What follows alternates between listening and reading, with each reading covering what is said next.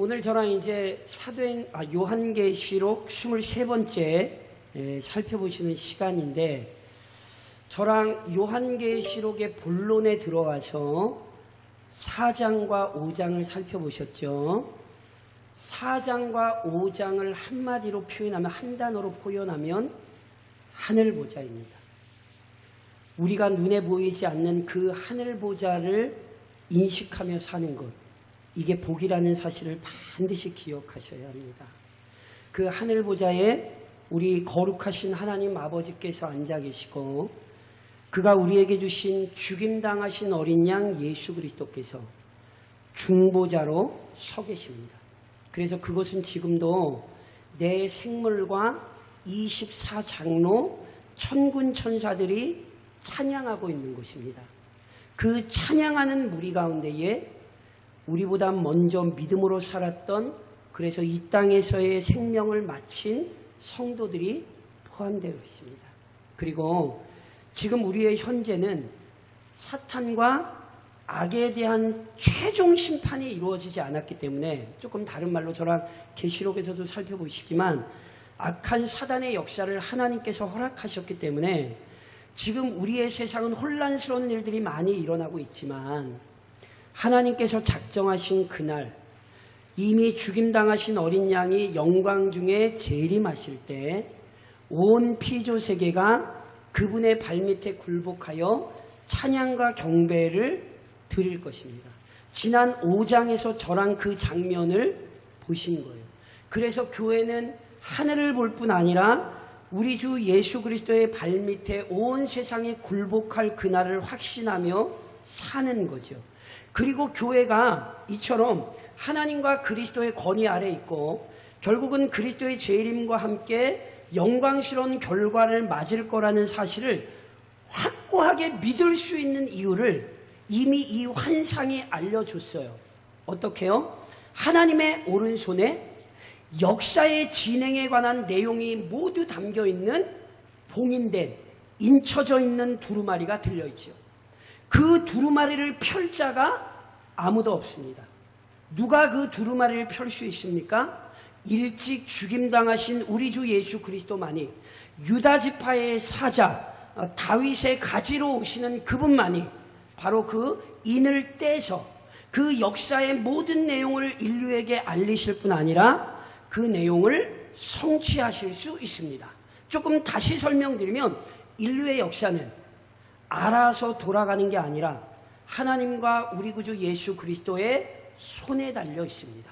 그런즉 오늘도 교회는 죄 많은 이 세상 속에 살고 있지만 영광스러운 하늘을 인식할 뿐 아니라 언젠가 그 하늘로부터 계획되었던 새하늘과 새 땅이 성취될 것을 인식하며 오늘도 세상 속에서 믿음으로 사는 것입니다. 하늘이 보이고 역사가 우리 주님 손에 달려있다는 사실을 아는 성도들은 반드시 믿음으로 인내하게 되어 있습니다. 이게 계시록입니다. 이단들이 이상한 내용으로 장난치는 책이 아니라 혼란스러운 이 세상을 살아가는 교회에게 분명한 확신을 주며, 그래서 믿음으로 인내하도록 권면하며 위로하는 책, 이게 요한계시록이라고요. 그러니 교회는 이 요한계시록을 항상 붙들고 살아야 되는 거예요. 자, 이제 저랑 4장 5장 하늘보좌를 봤다면 6장으로부터 16장까지 그 하늘보좌에서 계획되었던 내용들이 하나씩 풀어지는 내용을 살펴보시는 거예요. 그런데 이 하늘보좌에서 계획된 내용들이 하나둘씩 풀어지는 내용이 뭘로 등장을 하냐면, 제가 딴 건 몰라도 제가 요한계시록 강의하면서 나중에 하겠습니다만 666 이런 거, 14만 4천 이런 거, 그리고 오늘 제가 이제 오늘부터 말씀드리는 7인, 7 나팔, 7 진노의 대접, 제발 적어도 이런 것 정도는 혼동을 좀 안 하셨으면 좋겠어요. 얼마나 많은 이단들이 이걸 가지고 장난을 쳤고 지금도 있다니까요. 666이 뭐 바코드라 그러고 어디 가서 무슨 주사 맞으면 뭐, 이게 다 요한계시록 가지고 장난친 사람들이란 말이에요. 그러니까 제가 적어도 좀 부탁을 드려요. 적어도 요한계시록을 이렇게 하면 적어도 일곱 인이 도대체 뭔지, 그러니까 일곱 나팔을 분다는 게 어떤 의미인지, 일곱 진노의 대접에 그 잔을 쏟는다는 게 어떤 건지, 정말 제발 이상한 소리 하는 데들 좀 귀를 기울이지 마시고, 그것들, 그 환상들이 우리에게 뭘 가르치는지는 좀 제발 좀 이해를 좀 하셨으면 좋겠어요. 그 누가 이거 가지고 장난칠 때 제발 장난 좀 그만 치고 하나님 말씀 그렇게 왜곡하지 말고 똑바로 말씀 좀 믿으시라고 좀 그렇게 가르치실 수 있는 성도들이 좀 되셨으면 좋겠어요. 그래서 자, 우선 일곱 인, 일곱 나팔, 일곱 진노의 대접, 이것을 어떻게 이해하는가가 굉장히 중요한 논쟁인데, 제가 오늘 일곱 인으로부터 시작하며 적어도 중요한 세 가지 사실을 좀 말씀드릴 거예요. 그러니까 짧게 말씀드릴 테니까 좀 이걸 우선 기억하셔야 돼요. 그래야 일곱 인, 일곱 나팔, 일곱 진노의 대접, 아 이게 이런 의미로 성경이 오늘 교회를 가르치는 거구나, 혼동하지 않으실 수 있어요. 자, 짧게만 말씀드릴 텐데 자 보세요. 이 세 가지를 제가 말씀드린 것처럼 이게 어떻게 이해하는가가 굉장히 좀 신학적으로 중요한 논쟁인데, 우선 이 세 가지 공통적으로 다 우리에게 가르치는 건, 우선 잘 들으셔야 돼요. 이 세 가지 사건은, 그러니까 일곱 인을 떼든지 일곱 나팔을 불든지 일곱 진노의 대접에 잔을 쏟든지, 이건 다 뭐 하는 거냐면 하나님의 결정에 따른 일을 우리에게 보여주는 거예요. 그러니까 인이 떼지고 나팔 불고 뭐 대접 잔을 쏟고, 그리고 일어나는 모든 일들은 인류의 역사가 우연히 일어나는 게 아니라 제가 4장 5장에서 설명드렸던 것처럼, 아, 하나님의 계획하심 아래 이 모든 일이 일어난다, 이걸 우선 이해하셔야 된다고요. 아시겠죠? 그러니까 4장 5장이, 제가 앞서 말씀드렸어요. 4장 5장이 없이 6장으로부터 16장까지의 내용을 살펴볼 수가 없어요. 4장과 5장이 있기 때문에 6장으로부터 16장 내용이 있는 거예요. 그러니까 앞으로 살펴보시면, 아, 이 모든 게 하나님의 결정에 따른 일이다, 하나님께서 이 모든 일을 이루어 가신다, 이렇게 이해하셔야 돼요. 동시에 두 번째, 이때 일어나는 모든 사건은 구원인 동시에 심판이에요. 뭐라고요? 구원인 동시에 심판이에요. 자, 쉽게 설명드려요. 하나님께서 노아의 홍수로 뭐 하셨죠? 노아의 홍수로 뭐 하셨죠? 그쵸? 뭐라고 말씀하셨냐면 심판하실 뿐 아니라 구원하셨어요. 보세요. 노아 홍수로, 이 세상에 홍수로 모든 것을 죽일 때 하나님이 어떻게 하셨어요?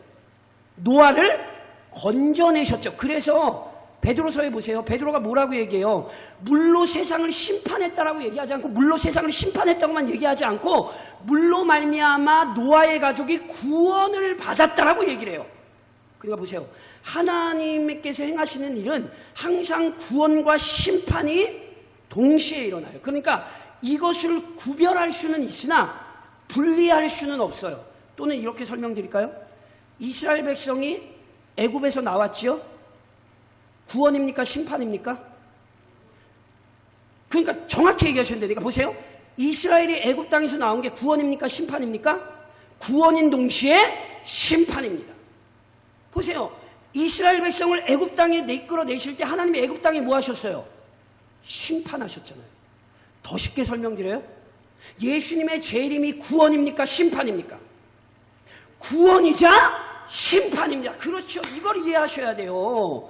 예수님이 재림하시면 우리는 새하늘과 새 땅한 영원한 하나님 나라에 들어가는 것이지만, 믿지 않는 자들을, 하나님을, 저랑 이제 계시록에 살펴보시지만 이 땅에 있는 권세들은 영원한 심판에 처해지는 거예요. 그래서 보세요. 이 관점이 왜 중요하냐면, 자, 쉽게 설명드려요. 세상이 교회를 핍박해서, 저랑 앞서도 살펴보셨고 앞으로도 살펴볼 거예요. 사도행전에서 살펴보시죠. 세상이 교회를 핍박해서 심지어 죽여요? 순교해요? 구원입니까? 심판입니까? 굉장히 중요한 문제입니다. 사랑하는 성도 여러분, 죽음이 우리에게 징벌입니까? 아닙니까? 죽음이 우리에게, 그리스도인에게, 그냥 사람들에게 말고 그리스도인들에게 죽음이 징벌입니까? 아닙니까? 아니죠. 죽음은 뭐라고 말씀드렸어요? 성화의 정점이죠. 천국 가고 싶으세요? 아, 이렇게 천국 가고 싶으세요? 보내드려요? 아, 예. 어떻게 하면 돼요? 잊으시면 안 돼요. 예수님 재림하시기 전까지 천국에 가는 방법은 죽음에는 없어요.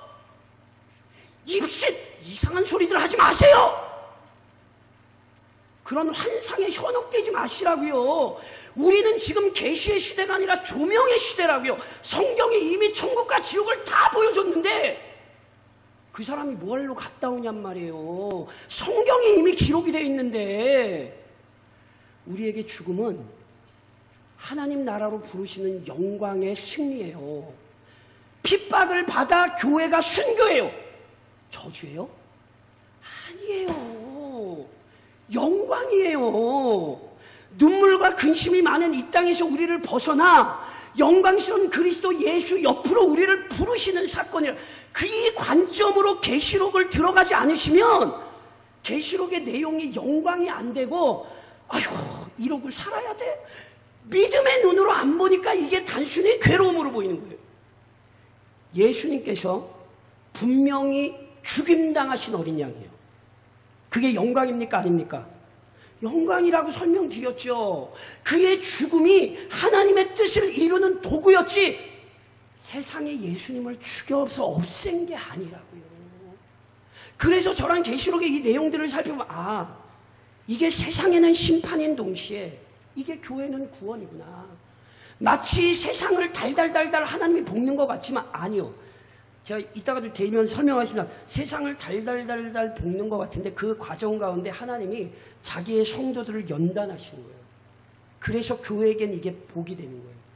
또 하나, 자, 하나님께로부터 이루어지는 거고요. 구원과 심판이 동시적으로 일어나는 거고요. 또 하나 중요한 건 이 사건들은 저랑 지금 살펴보시는 이는 떼고 뭐 나팔을 불고 대접의 잔을 쏟고 하는 이건 예수님 재림하실 그날까지 계속해서 이 땅에서 일어나는 일들이에요. 그래서 계시록을 너무 선을 넘어서서 막 해석하는 대표적인 경우 중에 하나가 계시록에 있는 어떤 사건을 꼭 집어서 저게 저거야 이렇게 설명하는 거예요. 그러면 안 돼요. 저랑 앞으로 살펴보시겠습니다. 이 지금 살펴보는 모든 내용은 이 땅에서 지금 끊임없이 반복되어 일어나는 일이에요. 예를 들면 이 땅에 예수님 재림하실 그날까지 전쟁은 계속해서 일어나는 거예요. 만일 전쟁을 어떤 전쟁으로 딱 집어버리면 그러면 안 돼요. 물론 저랑 가면서 정말로 결정적으로 모든 것의 다 6번째 순서와 7번째의 내용은 예수님이 말세 전에 일어나는 것과 예수님의 재림 때를 딱 못 박는 내용이 있어요. 그렇게 딱 못 박는 내용이 아니라면 다시 한번 말씀드리지만 지금도 이 땅에서 계속해서 일어나는 일들을 설명해 주고 있는 거예요. 요한 선생님이 이 계시록을 쓸 때 그 내용으로 성도들을 위로했고 그 사실이 지금도 오늘 교회에서 일어나기 때문에 똑같은 사실로 교회가 위로를 받을 수 있는 거예요. 이해하시겠어요? 그러니까 그때 사건이 언제 무슨 사건입니다.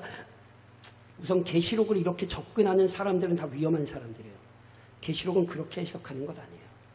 예수님 재림하실 그날까지 다시 한번 말씀드리지만 계속하여 이 땅에서 일어나는 일을 설명하고 있어요. 자, 그러면서 말씀드렸듯이 크게 3가지예요.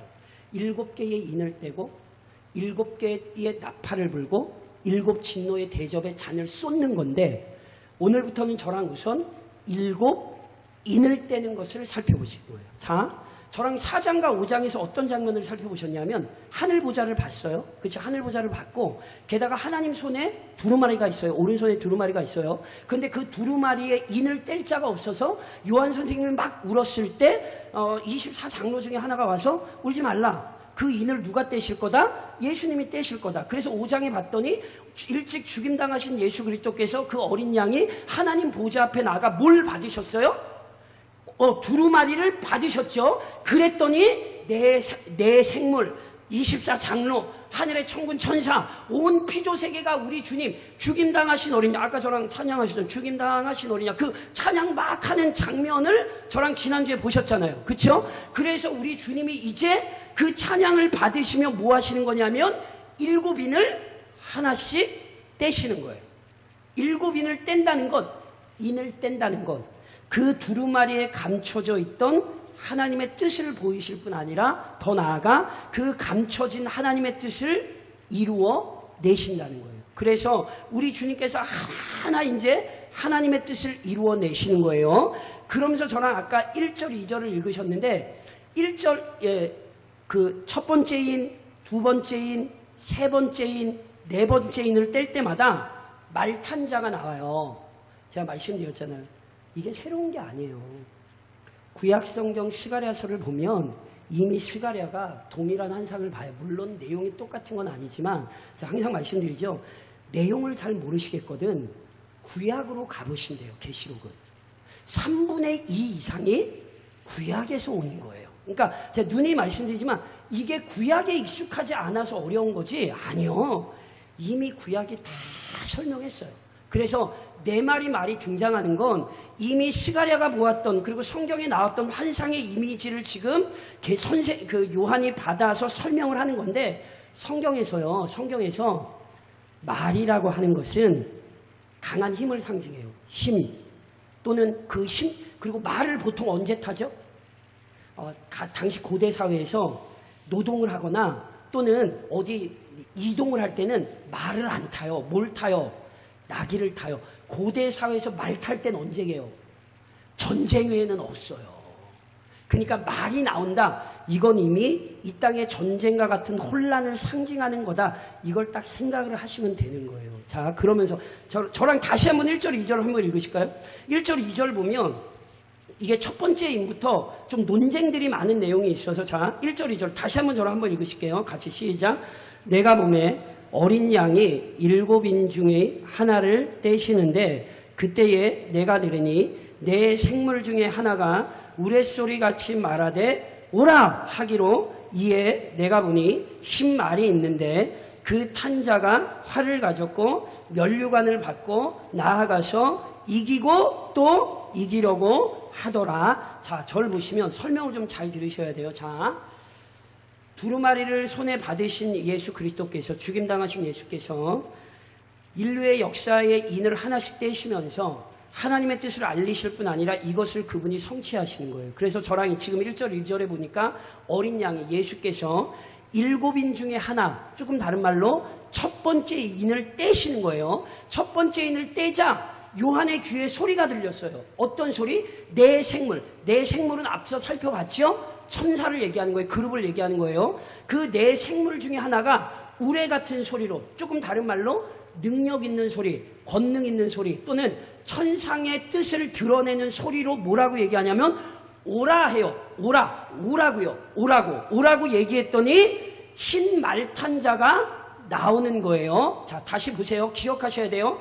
인을 떼신다는 건 예수님을 통하여 이제 인류의 이 역사가 하나님의 계시가 드러난다는 뜻이고 내 생물 중 하나인 천사가 오라라고 명령해서 말탄자가 나오는 것은 이 일이 그냥 아무렇게나 이루어지는 것이 아니라 예수 그리스도의 행동에 따라 예수 그리스도의 뜻에 따라 이루어지는 거예요. 그러니까 예수님이 인을 떼야 오라 그리고 나오는 거예요. 예수님이 인을 안 떼면 안 나와요. 오라고 얘기도 안 해요. 이해하시겠어요? 그래서 첫 번째부터 네 번째까지는 계속 이게 반복이 되는 거예요. 왜요? 다시 한번 얘기하지만 우연히 이루어지는 게 아니에요. 우리 주님의 뜻에 따라 이 모든 일들이 하나둘씩 이루어지는 거예요. 우리 주님이 허락해야 천사도 얘기를 하고 또 다른 일들도 이루어지는 거예요. 그래서 보세요. 우리 주님이 인을 뗐더니 천사가 오라 했더니 신말탄자가 왔어요. 그럼 도대체 이 신말탄자가 누구인가? 제가 이건 좀 설명을 드려야 될 것 같아요. 왜냐하면 중요한 의미가 있어서 이게 역사적으로 적어도 3개 이상의 의미가 있어요. 여기 지금 신말탄자가 누구인가? 자, 첫 번째는요. 신말탄자 하면 생각나는 사람 있으세요? 없으세요? 없으시죠? 백마탄 왕자님 뭐 이런 거 얘기하시지만 우리는 흰말을 타고 더 나아가 흰말을 타고 활을 가진 자. 그러면 당시 사람들의 내리 속에 떠오르는 사람들이 있어요. 특별히 당시 최대 강대국이 로마였잖아요. 로마에게 있어서 기억하기도 싫은 사람들이 있어요. 그게 역사적으로 파르티아 제국이에요. 실제로 이 파르티아 제국은 그 강대한 로마와도 몇 번의 전쟁을 벌였고요. 로마가 굉장히 골머리를 앓았어요. 심지어 기원 후 서기 62년도쯤에는 그 강대한 로마 군병들이 파르티아 군사에게 무릎을 꿇고 항복을 한 일이 있어요. 그러니까 딱 로마 사람들에게 활을 들고 신말 탄사를 하면 이건 다 파르티아예요. 그러니까 보세요. 그걸 통해 얘기하는 이미지는 뭐냐면 파르티아 군사가 강력한 군사들로서 끊임없이 여러 나라를 침략했던 것처럼 보세요. 예수님께서 첫 번째 인을 떼자 신말을 탄 자가 나왔다는 의미를 어떻게 이해하냐면 이 땅에 지금도 끊임없이 침략하는 일들이 일어난다는 거예요. 아시잖아요. 얼마 전에 러시아가 벌써 1년이 넘었네요. 러시아가 우크라이나 침략하여 들어갔잖아요. 그러니까 보세요. 다시 한번 얘기하지만 이 환상은 역사상 끊임없이 지금도 일어나는 거예요. 예전에 파르티아가 수많은 민족들을 끊임없이 침략해대고 또 역사상 끊임없이 침략하는 일들이 있었던 것처럼 우리가 사는 세상에서는 계속해서 힘으로 권능으로 침략하는 사람들이 나온다는 거예요. 이 역사를 우리에게 설명한다는 거예요. 두 번째, 세 번째를 좀 주목해서 들으실 필요가 있는데 두 번째는 이 신말탄자를 그리스도로 이해하는 견해가 있어요. 이유가 있어요. 저랑 한 번만 좀 가보실까요? 어차피 나중에 계시록 19장 확인을 좀 해드리는 게 나을 것 같아서 자 계시록 조금 가서 계시록 19장으로 가셔서 자 저랑 한 번 읽겠습니다. 계시록 19장에 보면 백마 탄 사람이 나와요. 누군지 맞춰보세요.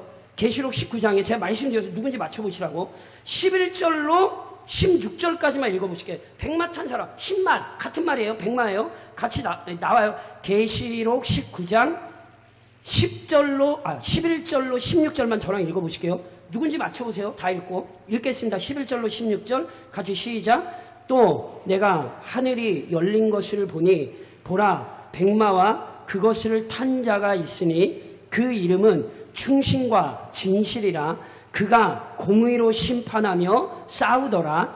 그 눈은 불꽃 같고 그 머리에는 많은 관들이 있고 또 이름 쓴 것 하나가 있으니 자기밖에 아는 자가 없고 또 그가 피 뿌린 옷을 입었는데 그 이름은 하나님의 말씀이라 칭하더라. 하늘에 있는 군대들이 희고 깨끗한 세마포 옷을 입고 백마를 타고 그를 따르더라. 그의 입에서 예리한 검이 나오니 그것으로 만국을 치겠고 친히 그들을 철장으로 다스리며 또 친히 하나님 곧 전능하신 이의 맹렬한 진노의 포도주 틀을 밟겠고 그 옷과 그 다리에 이름을 쓴 것이 있으니 만왕의 왕이요 만주의 주라 하였더라. 자 질문 누구 같으세요? 하나님 이러시면 조금 어려워. 조금 어려워지세요. 그거 좀 약간 이단에 가까워요. 그러시면 안 되고 하나님은 성부 하나님이고 딱 봐도 이게 지금 누군 것 같으세요? 그치요? 그러니까 보세요. 첫 번째 인을 떼자 흰 말을 타고 나온 사람을 다른 사람이 아니라 예수님으로 보는 거예요. 그리고 실은 예수님으로 볼 수 있는 여러 가지 표현들이 있어요. 특별히 그 예수님이 나오되 이 흰 말을 탄 자가 뭐 하냐 하면 이기고 또 이기려고 하더라 이렇게 표현을 하는데 제가 조금 이따 설명드리겠습니다만 이 표현이 좀 굉장히 어려워요. 왜냐하면 예수님은 이긴 자거든요. 근데 예수님은 이미 이기신 분인데 실은 또 이기시려고 노력할 필요가 있습니까? 없습니까? 없잖아요. 그래서 이거를 우선 만약에 흰 말 탄 자를 예수님으로 본다면 예수님께서 지금도 이 땅에서 실은 일하고 계시다는 사실. 이것은 실은 당시 교회에게 너무너무 중요해요. 제가 말씀드렸잖아요. 이게 첫 번째 인으로부터 모든 역사에 대한 얘기를 시작하는 거거든요. 그러니까 하늘보좌에서 계획된 내용들이 이제 하나둘씩 이루어지되 첫 번째 인은 시작이란 말이에요. 그러니까 그 첫 출발을 보여주는 의미에서 지금 교회에게 무슨 설명을 하고 있냐면 얘들아 이 땅이 혼란스러운 것 같아도 흰 말을 타신 우리 주님께서 지금도 이 땅에서 일하고 계시다. 그 사실을 잊지 마라. 그러니까 이런 의미에서는 이 첫 번째 인을 뗄 때 나오는 흰 말 탄 자를 예수님으로 이해하는 게 실은 우리에겐 굉장히 좀 유익하고 은혜가 되는 것은 사실입니다. 그런데 예수님으로 이해하기에 어려운 점이 있습니다. 제가 말씀드렸던 것처럼 지금 이걸 예수님으로 이해하는가 반대로 이걸 누구로 이해하는 줄 아세요? 이 흰 말 탄 자를 반대로 누구로 이해하냐면 적그리스도로 이해하는 경우가 있습니다. 왜냐하면 이 신말탄자가 손에 뭘 가졌어요? 활을 가졌어요. 성경에 예를 들면 대표적으로 구약성경 에스겔에서 39장 같은 데 보면 곡이라는 사람이 나와요. 이 두바랑 곡이 나오는데 그 사람이 하나님과 하나님의 백성을 대적하는 대표적인 사람으로 예언에 등장하는데 그 곡이 뭘 가졌냐면 활을 가졌어요. 저랑 나중에 살펴보시겠습니다만 사탄의 역사가 있는데 그 사탄의 역사를 쏘는 살이 있어. 화살로 표현을 해요. 그러니까 활이 가진 게 이상한 거예요. 예수님이 활 가지면 안 돼요? 저랑 아까 잘 안 읽으셨겠지만 뭐 갑자기 다 같이 읽으셔서 정신이 없으셨겠지만 아까 저랑 읽으신 계시록 19장에서 예수님의 무기가 뭔지 아세요? 활이 아니에요. 계시록에서 예수님의 무기는 검이에요. 달라요. 그러니까 똑같은 무기가 아니라 하나는 활이고 하나는 검인데 예수님은 항상 말씀의 검, 그렇게 검을 가지신 분으로 등장하는 반면 악한 세력이 화살을 가진 걸로 등장해요. 게다가 관을 썼거든요. 여기 신말탄자가 관을 썼다는 단어는 승리자가 보통 경주에서 승리한 자에게 주는 그 관을 의미하고 예수님께서 19장에 계시록 19장에 나왔던 예수님이 썼던 관은 단어가 달라요. 우리말로는 똑같은 관처럼 보이지만 원래 원어는 달라요. 왕이 쓰는 관을 얘기해요. 그리고 아까 제가 말씀드렸잖아요. 가장 좀 난감한 게 예수님은 이미 이긴 자로 등장해요. 저랑 이미 살펴보셨어요. 1장에서도 살펴보셨고 지난주 5장에도 저랑 다시 한번 5장 5절로 가보실까요? 저랑 지난 시간에 그 예수님의 모습을 살펴보실 때도 계시록 5장 앞으로 좀 가서 보세요.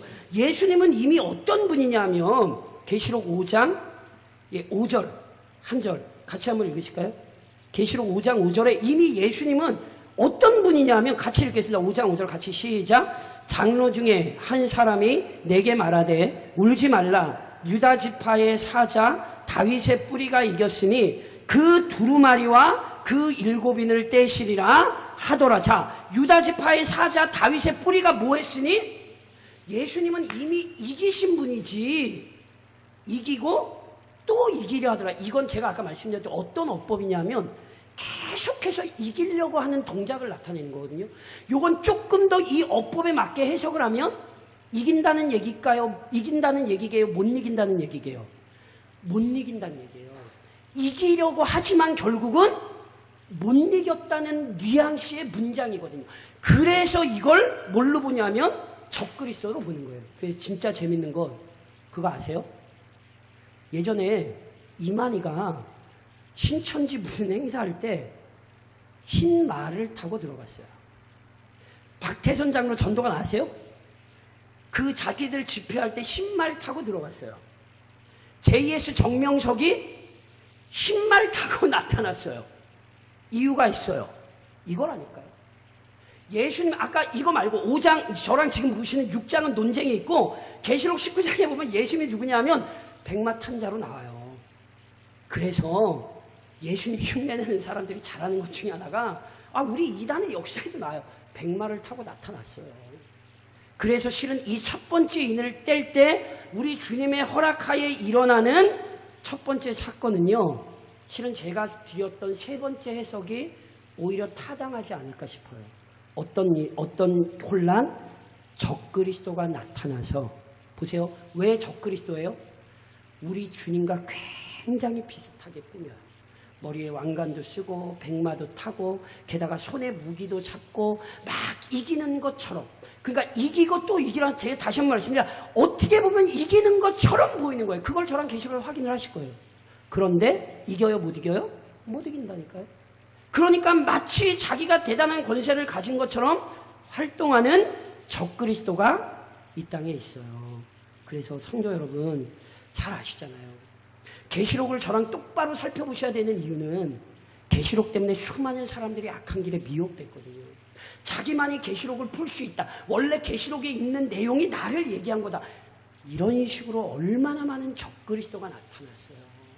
이것이 오늘 우리의 현실이에요. 그리고요, 교회는요, 다른 걸로 든든히 세워지지 않아요. 제가 이번 주도 나름 마음에 깊이 결단하고 고민한 것 중에 하나가 보세요. 믿음은 어디에서 나죠? 들음에서 납니다. 그 들음은 뭐에서 말미암습니까? 그리스도의 말씀으로 말미암습니다. 목사가 설교를 열심히 해서 말씀을 잘 풀어내면 그 말씀을 듣는 성도들의 믿음이 견고해지게 돼 있어요. 말씀이 없으면 교회의 믿음이 사라져요. 성도들의 삶에 문제가 생기는 이유 중에 하나는 목사의 설교가 성경이 아닌 것이 아닌가를 우리는 고민할 필요가 있어요. 말씀이 정말 그 교회에 제대로 선포되면 그 말씀을 듣는 성도들은 지금 변화되게 돼 있어요. 누누이 말씀드린 것처럼 우리가 왜 부족함이 없고 누가 우리가 완전한 자가 있겠습니까? 그런데 그 부족함과 완전함은 다른 걸로 바뀌는 게 아니에요. 말씀이 들어가면 그것도 어설픈 말씀이 아니라 정확한 말씀이 잘 가르쳐지면 그러면 성도들의 삶이 부족하던 가운데에도 조금씩 성장하게 되어 있는 거예요. 근데 반면에 교회의 강단이 참 진리의 말씀이 아니라 마치 적그리스도가 우리에게 얘기하는 것처럼 우리 보통 그런 표현 쓰죠. 물탄 복음, 희석된 복음, 순전하지 못한 복음. 그런 복음들이 교회 안에 계속 들려지면 당연히 성도들의 삶은 무너질 수밖에 없는 거예요. 그래서 오늘도 이 환상의 내용을 깊이 새기셔야 돼요. 주께서 허락하셨어요. 힘 말탄 자를 허락하셔서 어찌됐건 주께서 이 땅에 혼란이 있게 하셨고 적그리스도가 이 땅에 있는 것이 우리의 현실이에요. 이 현실을 부인하려 치면 안 되고요. 이 현실을 이해하고 교회는 어디에 관심을 가져야 돼요? 적그리스도의 잘못된 가르침이 아니라 진짜 바른 말씀이 뭔가. 목사는 항상 그걸 고민하고 강단에서 가르쳐야 되고요. 성도들도 제가 눈이 강조해서 말씀드린 것처럼 목사의 설교가 성경과 같은가 다른가를 따져야지 우리 목사님 목소리 이상하지 않아. 그런 걸 따지시면 안 된다고요. 목사님 넥타이 색깔이 왜 저래. 이런 걸 따지시면 안 된다고요. 저게 진짜 성경이지. 그러면 그게 목사의 이야기가 아니라 성경에 권위 있는 말씀이기 때문에 목사를 통하여 주신 말씀이기 때문에 목사를 따르는 게 아니라 누구를 따르시는 거예요?